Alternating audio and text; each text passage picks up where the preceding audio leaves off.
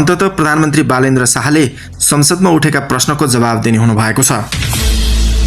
प्रधानमन्त्री बालेन्द्र शाहले अन्ततः सदनमा सम्बोधन गर्ने हुनुभएको छ। विपक्षी दलले प्रतिनिधि सभा नियमावलीमा भएको व्यवस्था अनुसार सदनमा प्रधानमन्त्रीसँग प्रश्नोत्तर कार्यक्रम राख्न माग गर्दै अवरोध गरिरहेका बेला सत्तापक्षले यस्तो जानकारी गराएको हो। सत्तापक्षका मुख्य सचेतक कविन्द्र बुढाकोटीले प्रधानमन्त्रीले सम्भवतः 1 हप्ताभित्र सदनमा उपस्थित भएर जवाफ दिने बताउनुभयो। उहाँले सदनमा भइरहेको अवरोधका विषयमा आफूले आज पनि प्रधानमन्त्री बालेनको सचिवालय सदस्यहरूसँग कुरा गरेको बताउनुभयो। उहाँले संसद वाद विवाद नभएर छलफलबाटै समाधान निकाल्ने थलो भएकोले यसमा आफूहरू पनि गम्भीर रहेको बताउनु भएको छ।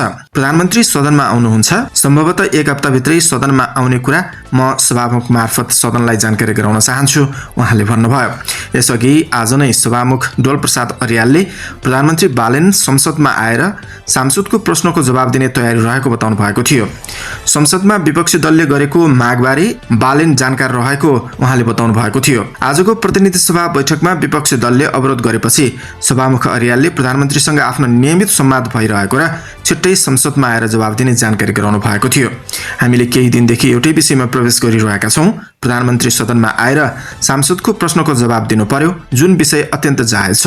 जनताको माग पनि त्यही हो। यस विषयमा हामीले विपक्षी दलसँग पटक पटक संवाद गरेका छौँ, सभामुख अर्यालले भन्नुभयो।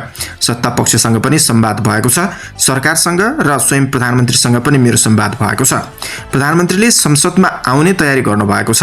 यो भन्दा अगाडि पनि भनेको थिएँ, सदनमा भइरहेको विषयमा उहाँ जानकार हुनुहुन्छ।